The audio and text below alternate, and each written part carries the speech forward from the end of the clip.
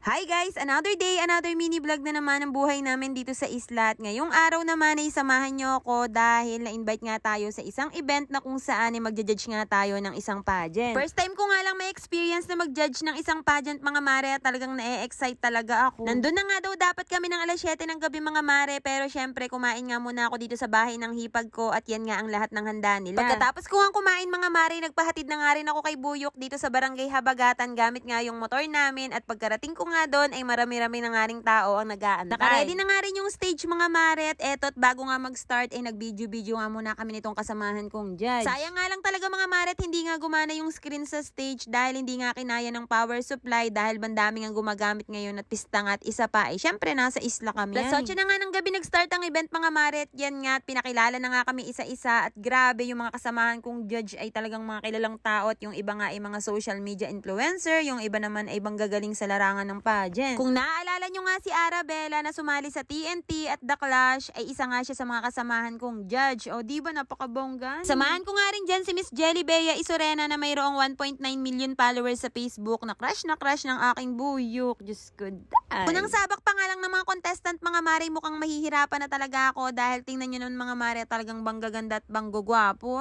Kung titingnan nyo nga silang lahat mga mare parang mga hindi taga-isla pero lahat nga yan ay mga lihitimong taga dito sa amin. Kung hindi nga ako nagkakamali ay first time lamang magkaroon ng ganitong event dito sa amin sa pangunguna nga ng Fearless Passion na si Mr. J. Mart Barry. Taon-taon talaga siyang may pa-event dito sa amin at grabe nga yung pagmamahal niya sa isla. Siya nga rin yung nag-invite sa akin dito. Thankful talaga ako dahil na-experience ko nga mag-judge sa ganitong event. Hindi na nga ako masyadong nakapag-video mga mare dahil kailangan ko nga mag-focus sa mga kandidata at medyo mahigpit nga ang labanan. Grabe nga yung emotion ko dito mga mare dahil kada labas nga nila ng stage ay sobrang na-starstruck talaga ako sa kanila dahil syempre mga taga-isla yarn. Yung iba nga sa kanila ay mga first timer at yung iba naman ay may mga karanasan na sa ganitong pageant pero sobrang galing talaga nilang lahat. Hindi pala talaga madali ang pag-judge mga mare dahil sobrang nahirapan talaga. Kung pwede nga lang lahat sila ay mag-title mga mare kaso nga lang syempre sa mga ganitong patimpalak ay may nananalo at may natatalo. Pero hindi ibig sabihin na kumot hindi sila ang nag-title ay talunan na sila dahil malay nyo next time sa susunod na sumali ulit sila ay mapunta naman sa kanila ang title. Pero para sa akin yung ibigay mo lamang ang best mo at makasali ka sa ganito kagandang event ay panalong-panalo na. Unang ang ginawa nila ay production number, sinundan naman ito ng swimwear and then casual wear at long gown. At ang last naman ay ang hashtag. Kung mapapansin nyo nga ay talaga namang naggagandahan ang kanilang mga suot na gown at suits at talaga namang pang world class na gawa ng nag-iisang Fearless Passion PH na si Mr. J. Mart Barry. O diba napakabongga? Abay nakakatuwa naman talagang isipin at sobrang nakaka-proud na taga-isla yan. Medyo pinagpapawisan na nga ako ng mga time na to mga mare at sobrang init talaga ng laban. Pero kagaya nga ng sinabi ko, kahit ano pa man ang mangyari ay panalong-panalo na kayo sa akin at syempre sa mga taga-isla. Sobrang nakaka-proud nga yung question and answer at sobrang galing nga nung gumawa dahil nakaka-relate nga ako at patungkol nga halos lahat ito dito sa aming isla. Kumanta nga rin si Arabella ng The Clash at grabe, sobrang galing pala talaga nito at sobrang ganda sa personal.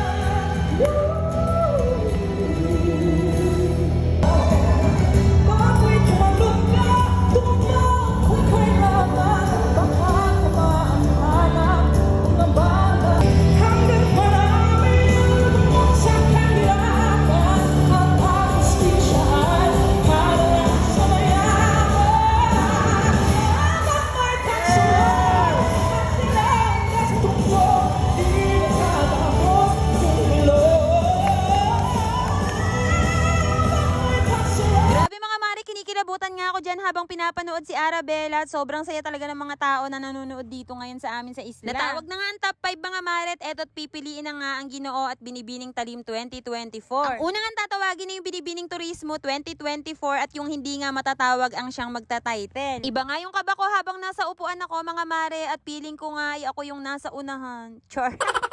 Our Binibining Talim Turismo 2024 is Binibini 7 and our Binibini 2. Pagkatapos nga ng Binibining Talim 2024 at Ginoong Talim naman ang sumunod na tinawag. Wow!